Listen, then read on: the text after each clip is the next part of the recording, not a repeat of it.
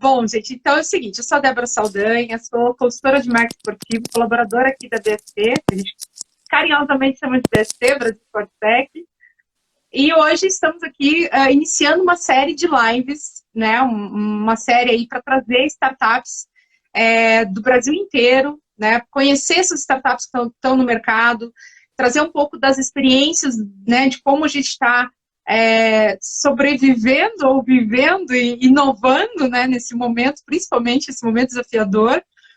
E estou aí tendo a honra de iniciar essa conversa, iniciar essa série de lives, tá? No final da live eu vou deixar o próximo convidado já, né? A gente já tem sempre alguém que vai seguir na agenda. Bom, então vamos apresentar aqui, eu estou falando hoje com o Maxson Prestes, que é cofundador da BJJ Progress, que é a maior plataforma de jiu-jitsu do mundo. Não vou falar muito, vou deixar que você termine de se apresentar e fale um pouco mais para nós do que é a BJJ, como que surgiu e tudo mais. Legal, legal. Primeiramente, boa noite, muito obrigado pelo convite, estou muito honrado e lisonjeado. Minha equipe também manda um abraço a você e a toda a equipe da Sporttech, da Brasil Sport Tech. E nós, a BJJ, ela nasceu de um anseio social, né? Nós somos uma startup que ela nasce e ela se origina, na verdade, do empreendedorismo social. Né? Eu sou professor de jiu-jitsu, dou aula numa comunidade em Almirante Tamandaré, região metropolitana de Curitiba, e nós, para poder fomentar e sustentar o projeto social, eu comecei a idealizar alguns projetos e começamos a pensar de que maneira poderíamos unir o esporte, trazer o jiu-jitsu como sendo uma ferramenta de potencialização de crianças, jovens e adolescentes, e como se sustentar, né? Porque só doação de vez em quando, daí tem que pedir para um, para outro. E aí, como eu trabalho com a área da tecnologia, surgiu a ideia de desenvolver um aplicativo onde nós pudéssemos unir os projetos sociais, o jiu-jitsu, e aí acabou crescendo muito depois que nós entramos no Workitiba Cine Passeio, que é uma aceleradora aqui da prefeitura. E a gente começou a crescer muito e as ideias começaram a pipocar. Nós conhecemos muitas pessoas incríveis dentro desse processo. E aí nós transformamos isso num aplicativo. E quando a gente transformou isso num aplicativo, o aplicativo ele ganhou um corpo diferente. Nós entramos daí em parceria com a Federação Paranaense de Jiu-Jitsu Brasileiro, onde nós formatamos o aplicativo. Né? É bem legal você falar sobre essa questão do desafio, porque nós formatamos o nosso aplicativo para atender toda a comunidade do jiu-jitsu da federação, no caso mais de 10 mil atletas da Federação Paranaense, e Legal. Automaticamente começamos a entender que a necessidade, a dor que existe dentro do jiu-jitsu, não somente na questão de tecnologia, inovação de processos, renovação de tecnologias que o jiu-jitsu não, as federações, as confederações, as academias, os professores não eram muito adeptos da tecnologia e nós trouxemos isso, um leque de oportunidades com o nosso aplicativo. E o nosso super app ele foi ganhando muito corpo, só que o que aconteceu? No ano passado, já vou entrar na questão da pandemia, no final do ano passado, dia 30 de novembro, nós lançamos o app para validar ele dentro da Federação Paranaense, que tinha mais de 3 mil atletas. Validamos o aplicativo, a carteirinha digital, inscrição de campeonato digitalizado, nós quebramos um processo que levava horas e dias e trouxemos ele para uma carteirinha digital de uma federação. A gente consegue entregar em menos de 1 minuto e meio, né? E a pessoa não tem que sair da casa dela, toda por fotometria, tudo muito rápido, ágil. E aí o que aconteceu foi que nós fizemos um mega evento junto com a federação, entregamos, validamos a solução e aí saímos de férias no final do ano e quando a gente volta vem a pandemia e ela muda toda a nossa estratégia. Então a BJJ ela é um super aplicativo que no ano passado nós fomos acelerados por um investidor anjo em setembro do ano passado. E aí nós somos uma empresa de tecnologia propriamente dita, aplicada, mas que está se reestruturando devido à questão da pandemia. Mas é isso que nós fazemos, nós somos um super app que atende várias demandas do cenário do jiu-jitsu nacional, né, Débora? Lembrando que nós Sim. validamos em Curitiba, Paraná, desde 2019, está validado, a solução está aí para mais de 10 mil atletas da federação, como está para mais de 2 milhões de praticantes de jiu-jitsu pelo Brasil, gratuitamente, até o presente momento, né? Ai, que legal. E me conta mais assim, como é que surgiu essa ideia de ir? Como é que está sendo essa questão com a prefeitura, que nem vocês foram para o Orquitiba, Isso. para quem não sabe, a prefeitura de Curitiba aqui tem um espaço, agora já são acho que são 3 espaços na cidade, em Três localidade espaços, isso e mesmo. que ela, Nós recebemos, nós participamos do edital, né? Como uma startup, qualquer outra startup de Curitiba, quem tem uma ideia, quem tem uma solução, pode fazer essa inscrição. E nós nos inscrevemos para participar do Workitiba Cine Passeio, que é uma aceleradora da Prefeitura de Curitiba. E também tem o espaço tanto no Cine Passeio, ali no centro de Curitiba, como também tem no Barigui e agora tem no Boqueirão. Então são três ambientes, são 3 hubs, né, que a prefeitura tem de inovação, que eles potencializam, eles dão estrutura física e também muita estrutura de gestão, cursos, muita coisa bacana, mentorias para a gente poder crescer e evoluir. E nesse processo, né, nós dentro do Orquitiba Cine Passeio, nós ganhamos vários prêmios, nós fomos campeões do Curitiba Social Mix, que é uma batalha de ideias, inovações e hubs. Então a gente levou nossa ideia ganhou numa banca, nós ganhamos um prêmio do Centro Europeu. Logo também nós fomos, digamos assim, objeto, né? Fomos matéria do UFC. Então o UFC escreveu uma matéria em agosto do ano passado, nos colocando como uma das principais empresas de tecnologia e luta do Brasil. Nós ficamos por 3 semanas, nós ficamos como entre os 3 assuntos mais comentados do UFC. Então foi muito bacana, né? Uma matéria incrível da jornalista Cláudia Castanho, que nos chegou e nos atendeu com muito carinho.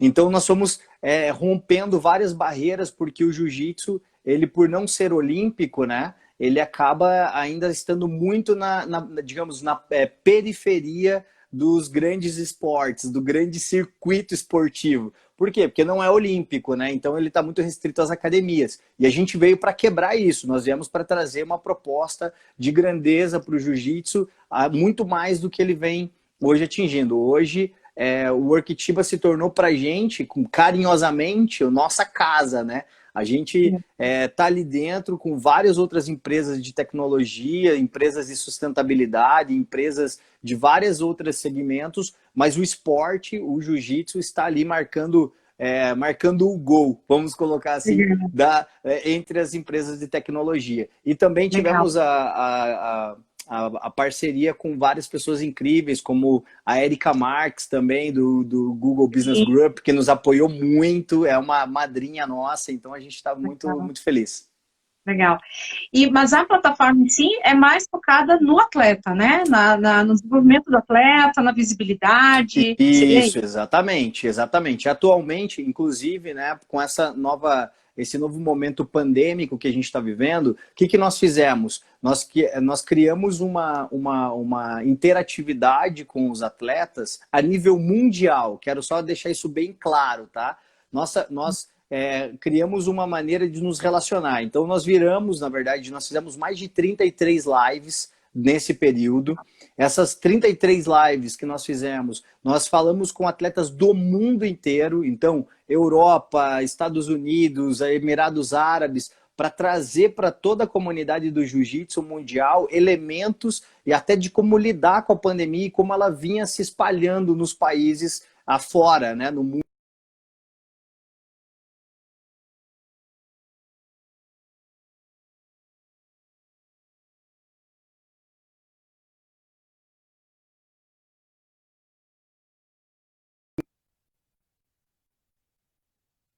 Digamos assim, né? Foi desenvolver o nosso podcast, né? Então a gente desenvolveu um podcast também para tornar a comunidade do jiu-jitsu bem informada. E só para você ter uma ideia de como foi legal, que nesse período de pandemia nós criamos os nossos podcasts. Nós estamos na sétimo episódio da segunda temporada dos nossos podcasts e nós já estamos em 4 países, né? Já estamos distribuindo nosso podcast, mais de 550 reproduções aí, podcast sendo ouvido na Alemanha, Canadá, Estados Unidos, em vários lugares. Então a gente criou essa atmosfera para poder atingir o nosso atleta e potencializar. E a nossa plataforma também tem essa mesma personalidade. Nós desenvolvemos um ambiente onde a gente informa, traz a história do atleta, traz vários elementos e acompanhamos vários atletas ao redor do mundo. E hoje a BJJ ela se tornou global, porque nós hoje temos caminhos abertos, amizades e atletas e informação do mundo inteiro dentro da nossa plataforma e através dos nossos meios de comunicação. Legal. E a plataforma em si, para quem, por exemplo, se tem algum meio de patrocinadores ou outras parcerias assim para esses atletas, seria uma dessa também? É uma das frentes, né? Nós estamos agora trabalhando para poder trabalhar com um modelo, né? A Juliana está aqui, Beatriz Venâncio, ela já está aí, a Ju, que é a nossa jornalista. A gente vem trabalhando para potencializar o atleta brasileiro, dar condição de que os atletas também consigam se sustentar, Débora. Nós estamos vivendo um momento muito difícil agora para o nosso atleta de jiu-jitsu, atleta da luta, na verdade, ao redor do mundo. Por quê? Porque quando é uma cadeia, é um efeito dominó, né? Então nós temos atletas no mundo inteiro que eles sobrevivem única e exclusivamente de patrocinadores que querem que ele apresente sua marca nos grandes campeonatos. E nós, neste ano, tivemos o calendário da Federação Internacional, ou seja, o calendário mundial oficial foi cancelado. Então, o atleta não luta mais. E aí a academia fechou, o atleta não treina mais. Aí a grana não tem mais. O cara que dava aula não dá mais aula. O cara que tinha o patrocínio para viajar, para lutar, não tem mais patrocínio. Então, a BJJ começou agora, através da Juliana Beatriz Venâncio, do nosso time, da nossa equipe toda, começou a construir ferramentas dentro da nossa solução de tecnologia, dentro do aplicativo, para trazer esse apoio. Inclusive, a Ju está trabalhando em Media Kit para os atletas que estão ao redor do mundo. Tá muito legal isso. Temos um atleta lá na Europa, que é o Bitin, que está entre os 10 melhores atletas da Europa, e ela já fez um conteúdo irado para ele, para que ele pudesse prospectar novos investidores. Então a BJJ está se mobilizando. Só que são muitos atletas, Débora. São muitos atletas ao redor, milhares de atletas ao redor do mundo, com necessidades iguais uns dos outros. Que academia está fechada, o cara não treina. Academia está fechada, ele não dá aula. Só que a primeira renda dele era a aula. E aí ele não pode mais dar aula. E a segunda renda dele eram os patrocínios para ele competir. Não tem mais competição, ele não viaja mais, não promove mais o patrocinador, então ele perde esse dinheirinho também. Então tá rolando, e a gente está desenvolvendo essa ferramenta, como você mesma colocou, para poder ajudar, auxiliar, orientar, potencializar, dar visibilidade aos atletas, mas mais do que tudo, fazer com que os atletas não se desmotivem, porque a maioria deles estão tendo que fechar seus negócios, pai de família tendo que fechar sua academia, entregar o ponto que não consegue pagar o aluguel. E eu tenho até um exemplo a gente fala muito do Brasil, né? A gente está muito focado no nosso problema. Só que a BJJ, ela está conectada com o mundo todo. Então, nós tivemos agora, até tem um podcast nosso aí que saiu agora, que é do professor Alexandre Dantas, o Café, lá em Fort Lauderdale, nos Estados Unidos, Califórnia, onde ele relatou que ele tentou negociar com o dono do imóvel para ele poder pagar o aluguel espaçadamente devido ao Covid-19, e o proprietário disse que cada um com seus problemas, que ele ia ter que se virar. E ele quase fechou, ele perdeu mais de 40% dos alunos. Então, isso é uma realidade lá também, não é só aqui, né? Legal que todo mundo entenda que é um problema global. E, de alguma forma, vocês trabalham, então, essa comunidade, como os atletas dentro da plataforma trocarem ideias entre si também, essa questão. E aí, outra dúvida que eu queria falar, e como é que está sendo isso? Assim, fora lidar com essa questão de prejuízo financeiro, que muitos atletas estão tendo, Quais são as reclamações que vocês mais recebem, talvez? Porque a maioria, como você falou, não tem onde treinar, não tem onde dar o treino, né? E aí, qual a visibilidade, assim? Quando que vai poder voltar tudo isso? E até depois falar um pouquinho como é que é a monetização de vocês, se vocês têm Claro, monetização, né? claro. Como é que é a questão. É, E também, se vocês não perderam o patrocinador, porque tem muita startup que perdeu o patrocínio, né? Perdeu aí até os investidores mesmo. Então, sim. fala um pouco. Legal, muito bom.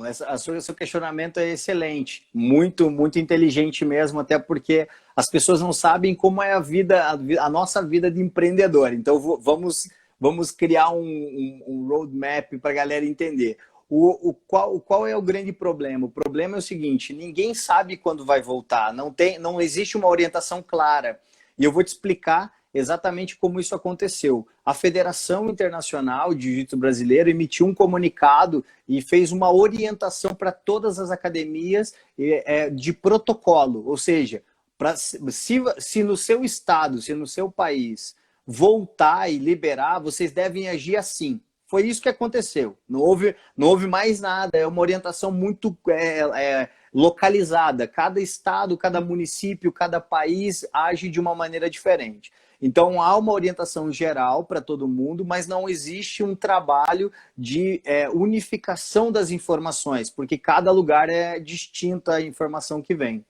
Então, é assim que nós estamos lidando. Não existe uma previsão. O calendário mundial não foi suspenso, ele foi cancelado. Não vai haver evento. Mais Então, nada. nada, zero. E aí o que aconteceu foi que as franquias que têm mais condição financeira, franquias de luta, elas estão promovendo, como nos Estados Unidos, mesmo agora semana passada, teve um evento fechado, organizado, muito modelo UFC, para que eles pudessem casar algumas lutas, e alguns atletas que estão, digamos, no top 10 do mundo de cada uma das categorias e faixas foram convidados para lutar, e cada um saiu com um cheque de $10 mil e tal. Só que a comunidade de jiu-jitsu é muito maior, não é uma coisa tão simples assim. Mas pontualmente alguns estados americanos estão conseguindo fazer sim alguns eventos. Isso é uma coisa. A questão da reclamação que você falou, mas e como que a galera está fazendo? Não treina, não dá aula, como que está acontecendo, né? Sendo bem honesto para você, aquilo que eu falei, alguns professores estão fechando a porta, literalmente, juntando o seu tatame, estão simplesmente procurando emprego em outras áreas, estão indo para o Uber, estão indo fazer entrega de motoboy, estão tendo que arranjar uma outra maneira ou fazer algum tipo de serviço para que ele possa se sustentar. A grande maioria, essa é a realidade. Né? Só para você ter uma ideia, a média de perda de alunos para os professores de jiu-jitsu na comunidade do jiu-jitsu foi de 45%. É uma média gigantesca. Quando você fala de aluguel, luz, água, internet, né? Então é muito complicado. A outra questão também, Débora, que está sendo muito questionada por todo mundo, é a questão da dificuldade que os atletas estão tendo no caso de encontrar testes de Covid-19. Então, como se testar? Então, o exemplo que eu te dou, o jiu-jitsu ele é um esporte de muito contato, não tem o que fazer. O esporte de luta ele é contato 100%. E aí, até para o professor poder reaver alguns alunos no modelo personal trainer, que pode ir lá dar aula particular, está tendo dificuldade porque as pessoas estão com medo de receber o professor, porque um teste é mais de R$ 200 hoje para você fazer e não é tão fácil de encontrar. Então isso está muito complicado também para poder o professor validar que sua saúde está em dia para poder continuar trabalhando. E a BJJ já está trabalhando nessa frente também. A gente quer facilitar os exames de Covid, os exames rápidos de Covid-19 para atletas de jiu-jitsu. A gente já está trabalhando nisso também. E você perguntou também, dentro disso, como nós, né, como a BJJ está trabalhando, como nós da BJJ Progress estamos sobrevivendo em meio à pandemia. Só para você ter uma ideia, nosso investidor ele não recuou, ele renegociou conosco, mas não recuou. Então, ele veio para a mesa, falou, olha, vou ter que fazer um corte X, que eu vou devolver numa parcela futura Y, e a gente tem que reestruturar porque ele também perdeu muitos negócios aqui no Brasil. E aí a gente teve que entender isso, ajustamos com o time, tiramos o pé, os sócios tiraram o pé, houve um corte sim, a gente teve que fazer uma redução salarial, readequar e aí trabalhar com a busca de patrocínios para os podcasts, que a gente conseguiu, apoio, patrocínios e apoio para as nossas lives.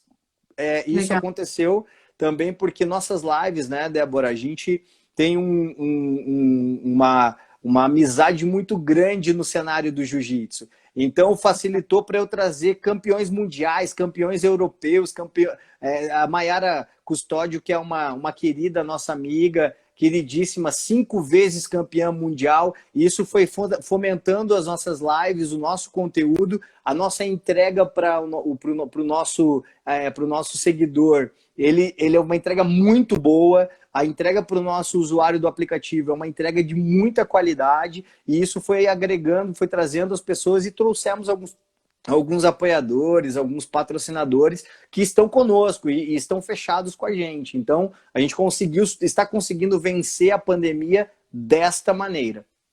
Legal. E como é que fica essa questão? Por exemplo, não tem mais nada, não tem jiu-jitsu até o resto do ano. Nós estamos na metade do ano, né?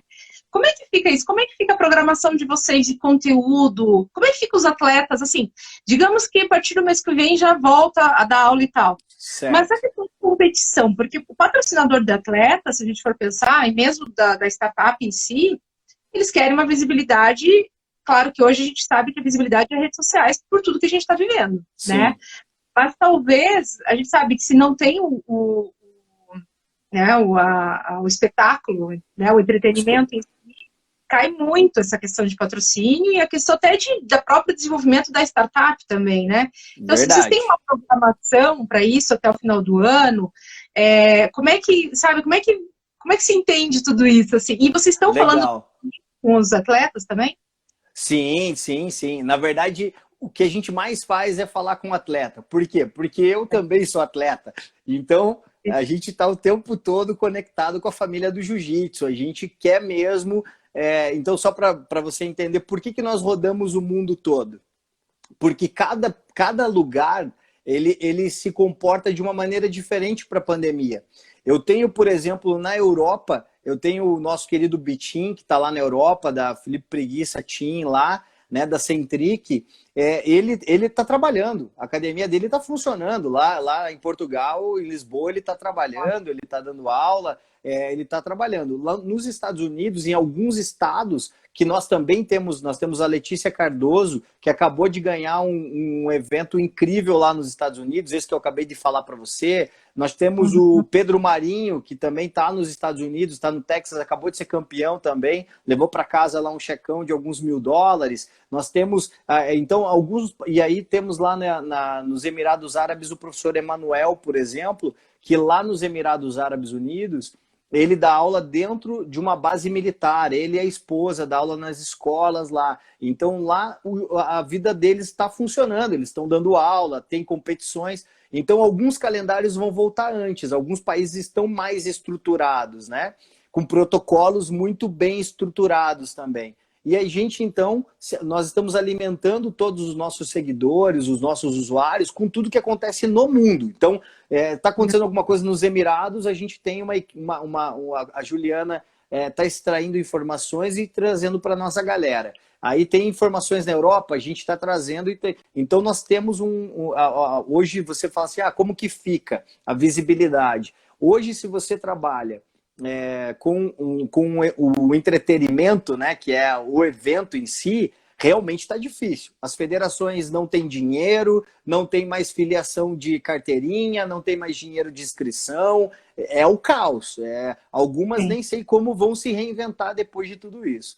Já no caso do atleta, o atleta que pode, ele está tentando manter a sua qualidade de treino em casa. É um treino sozinho, um treino com a mulher, é um treino com boneco. A gente está tentando achar um jeito de fazer isso acontecer. Mas tem um problema muito grande, que é o ritmo de competição. o atleta de alta performance, ele perde muito, ele acaba ficando muito prejudicado, porque você vai para um cenário de treinar em casa e você daqui a pouco tem que fazer uma disputa de um título mundial. E como é que Sim, você faz isso? A qualidade das competições vai cair com certeza devido à questão da falta de possibilidade de treino para os atletas de alta performance. E nós vamos ter sim um afastamento dos patrocinadores, Débora. Por quê? O grande problema que nós encontramos é assim, o patrocinador ele quer que o atleta vista seu kimono, seja um campeão mundial para ele vender mais kimono para quem luta e quem treina. Se ninguém está treinando, se ninguém está lutando e não tem evento, o patrocinador se afasta, porque ele não vai investir em algo que não existe. Então, sim. e isso é uma reinvenção até mesmo, uma mudança de mindset, uma mudança de pensamento para todos que estão envolvidos. Então, hoje o atleta que ele tem um patrocinador, ele vai ter que criar, ele vai ter que, realmente, ele vai ter que criar uma maneira de trazer visibilidade para fazer sentido ser investido, senão não vai. E a mesma coisa é a startup.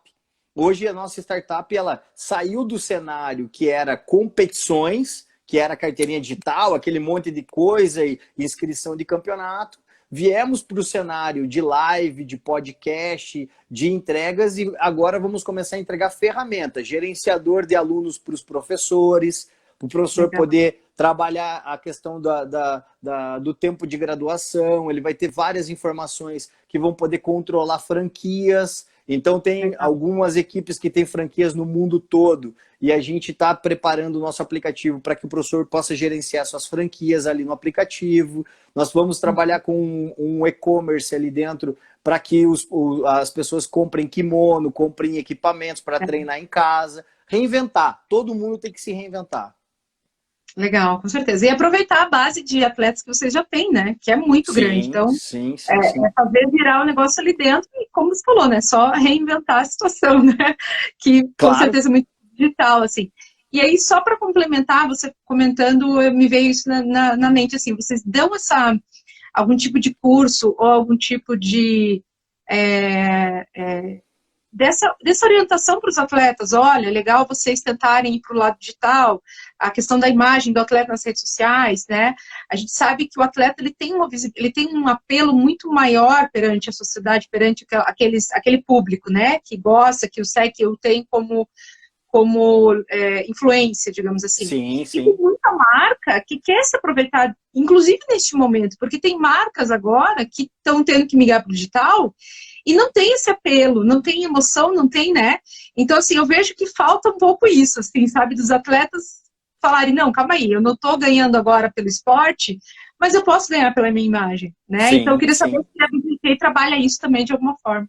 Maravilha, tua pergunta é extremamente pertinente e a Ju está aqui com a gente, então, que ela é a minha pessoa nesse Legal, processo, né? A legal. Ju, ela é formada em comunicação e jornalista formada, e sim, nós estamos sim fazendo isso, com certeza. E inclusive, estamos fazendo com atletas aqui no Brasil e fora do Brasil também. Não somente apoiando os atletas na questão de desenvolver seus materiais publicitários, como também Uhum. entender a força, Débora. Tem atletas com 100 mil seguidores que não ganham R$ 1 para fazer divulgação, é só permuta. Sendo que eles são de um esporte individual, pô. Eles são esporte individual. Eles têm que vender a ideia. Eles têm que vender sua imagem. A Juliana está trabalhando muito comigo em cima disso. Nós estamos Legal. muito próximos e a BJJ, sim, está fazendo conteúdos para atletas na Europa. Agora estamos fechando para fazer conteúdo também e orientar e trazer toda essa parte de gestão para atletas nos Estados Unidos, para atletas no Brasil. Então a gente está, sim, trabalhando em cima disso. E a ideia que você falou é muito legal. Agora nós vamos começar um processo, junto com a Ju e a BJJ Progress, nós vamos começar um processo de aproximar as grandes marcas ou as marcas que investem em atletas do esporte coletivo, mas não investem no esporte individual, para que eles possam entender a potência que o atleta de jiu-jitsu, bem posicionado, bem ranqueado, que puxa 100 mil seguidores, que puxa 50 mil usuários engajados, para poder levar essas marcas, para humanizar essas marcas dentro do esporte individual. Então a gente sim está trabalhando nisso, inclusive você falou sobre curso, né? Nós estamos muito atentos também, Débora, para a questão do aumento da violência doméstica, tá? E a BJJ como uma plataforma muito interessante no sentido de suas políticas de combate ao racismo, combate à homofobia, combate a todo tipo de agressividade que existe humana, e preconceitos e segregações. Só para você ter uma ideia, nós agora em parceria com o Gaditas Institute, que é um Instituto Gaditas, gerenciado pelo nosso querido Emanuel, o professor Emanuel e a Roberta, esposa deles, lá do Emirados Árabes.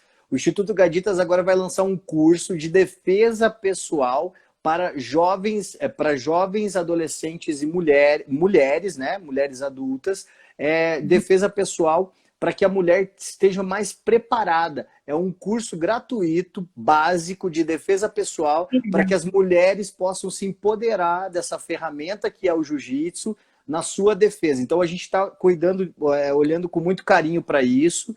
Também estamos atentos à questão do preconceito e da luta que está acontecendo nos Estados Unidos devido à morte do George Floyd. Nós estamos engajados com isso, trazendo professores para poder falar sobre isso, atletas que moram nos Estados Unidos, que estão vivendo o núcleo de toda essa confusão, de toda essa problemática social e racial, para poder discutir de igual para igual. Então, tudo isso está acontecendo, a BJJ está atenta, está olhando para tudo isso, e a gente tem trabalhado muito próximo do atleta para poder empoderar o atleta de jiu-jitsu. O atleta hoje de jiu-jitsu, temos atletas com 5, né? Nós tivemos agora aí o Roger Gracie, que foi infelizmente vitimado pela Covid-19, ficou um tempo afastado. Roger Gracie, Deca campeão mundial de jiu-jitsu, um dos maiores nomes do jiu-jitsu, saudável, infelizmente contraiu o Covid-19, passou por momentos difíceis, se recuperou, mas também economicamente ele teve que dispensar por um tempo 40 funcionários da academia dele em Londres. Então, como eu falei, mesmo as pessoas que estão consolidadas estão sofrendo com tudo isso, e a BJJ está assim atenta, não somente em empoderar os atletas, mas também ouvir o grito social, ouvir também o grito do combate à discriminação racial, ao combate à violência doméstica. A gente está em cima disso também como plataforma, como startup e também como ser humano. Legal. Antes de eu ir para o final já da nossa conversa, infelizmente, né, mas vou abrir aqui, se alguém quiser perguntas, né, eu vi que teve o comentário do Júnior, que é um grande amigo, e a imagem do atleta é extremamente importante para ele, precisa entender que ele precisa ser uma marca. É o que a maioria dos atletas, no todo, não se veem como marca, né, mas não por assim, é uma questão que eu acho que é uma cultura, é cultural nossa, de não, né, de não pensarem nessa questão, né, e muitos atletas até não pensam nem no pós-carreira, que eu acho que é o pior, assim, né, mas enfim. Então, assim, deixa aqui, se alguém quiser fazer alguma pergunta, comenta aqui que a gente já joga aqui para o Maxson, e aí, para a gente finalizar a conversa, eu queria que você trouxesse a questão da startup em si, como é que foi esse caminho de sair de um projeto social, né, que foi como começou, e chegar agora até o investidor, assim, qual foi a maior dificuldade que vocês encontraram, e também qual foi a maior, quem mais ajudou, quem mais apoiou nesse processo? Show. Antes, Débora, quero mandar um abraço para o Clidson Abreu aqui, ó, acabou de entrar na live. Clidson Abreu, ele é um atleta do UFC, ele lutou o UFC agora nos Estados Unidos na semana retrasada. Grande Clidson Abreu, um abraço, atleta do UFC, tá aqui com a gente prestigiando. Então, um abração aí. Então, vou te responder da seguinte maneira, né? Acho que, até para concluir o que o Júnior falou sobre a imagem, o atleta tem que entender que a sua imagem é o seu maior ativo. Porque é a sua imagem que as organizações querem, que os eventos querem para explorar, para que ele possa ganhar dinheiro em cima, vender pay-per-view, vender ingresso, vender kimono. É o que a marca quer, que o cara vista para usar a imagem dele para vender kimono. Só que o atleta ainda, de luta, Débora, tem um problema. Ele não tem um staff como o jogador de futebol. Ele não tem alguém pensando por ele. Ele muitas vezes sai da academia para ir lutar o Mundial. Então esse é o problema. Né? Então, existe sim um problema aí, que é a grande sacada o atleta precisa, e a BJJ quer fazer isso, é fortalecer a imagem dele para que ele possa dar ter um entendimento de que mesmo sem um staff, ele pode ter uma plataforma como a nossa, que vai ajudar ele a trabalhar a sua imagem, trabalhar a sua postura nas redes sociais e também aprender a entender qual o valor, o tamanho que ele tem através das suas plataformas de comunicação. Então, isso é um ponto. O outro ponto que você perguntou é como foi a trajetória, né? A trajetória é muito difícil, Débora. Então, eu estudei durante 6 anos todo o cenário do jiu-jitsu mundial. Da minha faixa branca, a partir do momento que eu lutei meu primeiro campeonato e comecei a ver algumas falhas em processos dentro dos campeonatos, dos eventos, eu já comecei a me posicionar como um pensador do esporte. A primeira coisa é você ser um questionador, começar a se questionar, mas não questionar para falar mal de ninguém, questionar para você encontrar soluções para um problema, porque é muito diferente uma coisa da outra. Então, meu primeiro passo foi estudar. Então, eu monitorei mais de 64 países com o jiu-jitsu estabelecido nesses lugares. Eu estudei toda a política de estruturação do jiu-jitsu no cenário da Federação Internacional, da Confederação Brasileira. Pesquisei sobre todas as federações de todos os estados do nosso país. Entendi a dinâmica de um atleta, o ciclo de vida desse atleta, se o cara sai da faixa branca até a faixa preta, quanto tempo ele vai levar aproximadamente 10 anos. Entendi qual era o gargalo, ou seja, onde o cara parava de treinar e não queria mais, e aí eu fui atrás de uma equipe multidisciplinar. Então hoje eu tenho um CTO, um desenvolvedor, eu tenho uma jornalista, eu tenho marketing, eu fui atrás de uma equipe que pudesse me apoiar e buscar novas ferramentas e elementos para poder embasar minha ideia. Então eu tinha uma ideia. Da minha ideia eu tinha que tornar ela alguma coisa. Primeiro eu fui atrás de algumas pessoas, depois com toda a minha pesquisa, apresentei um mercado de mais de 2.800.000 praticantes de jiu-jitsu no Brasil, apresentei os milhões de praticantes no mundo, apresentei o mercado dos Emirados Árabes, que é um mercado de 7 emirados, que existe jiu-jitsu institucionalizado, do ensino fundamental às forças militares. E hoje um militar lá nos Emirados, para poder ser condecorado, ele precisa ser faixa preta de jiu-jitsu, senão ele não sobe de patente. Então, existe todo um processo. No Brasil, de 2014 a 2016, foram mais de 800 atletas faixas pretas contratados para poder trabalhar como professor nos Emirados Árabes Unidos. Então, tudo isso foi uma política que me envolveu. Eu falei, cara, eu tenho que pensar maior, eu tenho que entender que a minha solução atende o Brasil, atende Curitiba, atende São Paulo, atende o mundo. Eu vou moldar minha ideia e apresentar. Confesso para você que fui atrás de alguns fundos de investimento, fui atrás de algumas venture capitals, apresentei minha ideia e minha ideia todas as vezes foi rechaçada. Então eu tive vários pitches que eu apresentei e a galera nem olhava para mim. Por quê? Porque não entendia o mercado. E aí eu recebi, através do Sandro, da Curitiba Angels, de alguns feras aí da Caravela, da High Island e um monte de gente grande que chegou para mim e eu achei muito legal isso. Eu fazia o meu pitch, apresentava lá, era lindo. No final a galera chegava para mim, mas eu não sei o que é jiu-jitsu, eu não sei do que você está falando. E aí eu aprendi com o João da Viver, que você conhece muito bem, meu mentor, e com a Erika Marques, através do Design Sprint, eu comecei a moldar a minha ideia e falar, peraí, eu tenho que primeiro apresentar o que é o jiu-jitsu, explicar o mercado e depois eu apresentar os números. E eu me foquei nisso. Então eu levei 8 meses do dia que eu apresentei a minha ideia para o meu investidor até o momento do investimento, de assinar o contrato e o dinheiro cair na conta, né? Levaram 8 meses de negociação.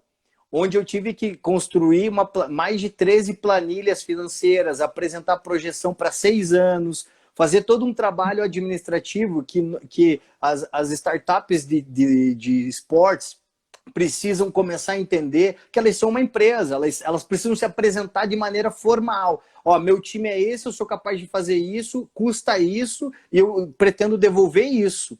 Né? E aí entregar essas garantias que são garantias intangíveis no primeiro momento, mas elas são objetivas. Olha, eu vou sair desse ponto A, chegar no ponto B, do ponto B eu vou para o C, do C eu vou para o D. Então, depois de tudo isso montado, eu fiz um pitch, eu falo que é o pitch da minha vida, foi um pitch de 7 minutos, onde eu sentei com o investidor, fiz a apresentação da minha empresa, geralmente eu faço em 3 minutos, eu tenho pitch de um minuto, eu consigo vender minha ideia em 1 minuto, consigo vender em 3 minutos, e quando ele me deu 7 e ficou 2 horas e 10 comigo, eu falei que ali, agora eu venci, né? Porque E só uma dúvida, isso foi num evento de startups ou não? Não foi. Não foi porque eu recebi um outro conselho, Débora. Se você tem uma ideia que ela é muito disruptiva, ou seja, que ela não tem um precedente anterior, né? Você precisa buscar investidores que acreditem no teu time, mas acreditem na ideia que ainda não é uma verdade. Ou seja, não tinha nenhum comparativo para o meu trabalho, para minha startup. Então eu fui buscar um investidor fora desse cenário, que os investidores, né, digamos assim, de aceleradoras e de incubadoras, eles estão muito viciados, né? Então eu sinto, eles estão viciados, eles querem ouvir que você fatura 100 mil por mês em 2 pessoas, aí ele quer ser teu sócio, e aí fica fácil, entendeu? Aí o que acontece? Eu saí do meio viciado, eu fui buscar um investidor que não estava nesse eixo, um investidor sozinho. Um investidor que eu brinco que é o investidor solitário, que é o cara que tem muito dinheiro, quer vir para esse mundo da tecnologia e da inovação e não sabe onde te encontrar. Eu fui lá e na calçada, essa é muito legal, eu fui na calçada e o meu irmão apontou e falou, é aquele cara ali, ó. E eu fui até ele, falei, olha, eu tenho uma ideia sensacional, minha ideia. Em 1 minuto eu falei, é isso. E aí meu irmão chegou e falou assim, cara, vamos lá, vamos marcar uma reunião. E o meu irmão foi o maior motivador. Quando ele apresentei a ideia toda, né? Então nós fechamos o contrato dia 26 de setembro de 2019. Né, quando assinou e ele avaliou a nossa startup em R$1 milhão, né, e ele fez a aquisição ali de 35%, entregando para a gente totalmente a gestão da startup e entrando como um fomentador financeiro. Então hoje a gente tem trabalhado em parceria com ele nesse sentido. Então a parte mais difícil, Débora, foi ter que estudar durante muito tempo, ter que dominar 100% do meu negócio, do meu público-alvo, do meu market share, dominar as necessidades, dominar as dores e saber falar para o meu investidor na hora certa onde eu queria chegar com o meu projeto. Então, isso, a parte mais difícil foi ter que aprender o que ninguém nunca me ensinou. Então, essa foi a parte difícil. Legal. Nossa, muito legal esse depoimento. Tem uma pergunta aqui do João aqui, que é: qual o caminho para se conquistar visto para se trabalhar fora? Apenas atletas e treinadores conseguem reconhecimento fora? Legal, essa é uma pergunta, eu vou responder até com uma fala que o Emanuel trouxe para mim. Eu acho que a gente precisa se preparar um pouco mais. Eu acho que tem muita gente querendo ir para fora do Brasil, querendo ir para os Estados Unidos, querendo ir para um monte de lugar, ir para a Europa, ir para um monte de lugar, mas o cara não fala inglês, o cara não tem um passaporte, o cara não tem uma faculdade que possa validar a ida dele para fora, ele não tem, por exemplo, experiência administrativa para poder abrir uma academia fora, ele não conhece as leis do país que ele quer ir, para ele poder entender, por exemplo, que tipo de burocracia ele vai enfrentar para poder alugar um imóvel. Ele não tem, muitas vezes, nem o dinheiro para se sustentar e quer sair daqui sem nada para ir tentar alguma coisa lá fora. Eu acho que a primeira questão seja um empreendedor aqui no Brasil. Estruture-se aqui no Brasil. Aprenda a como gerenciar um negócio, o que você precisa para ter a sua academia, o que você precisa para tirar um visto, que visto você quer, né? Existe um visto que todo atleta de jiu-jitsu quer, que é o visto de habilidades extraordinárias. É um visto emitido pelo governo americano, que agora está suspenso, mas existe. Você precisa de um histórico esportivo diferenciado, você precisa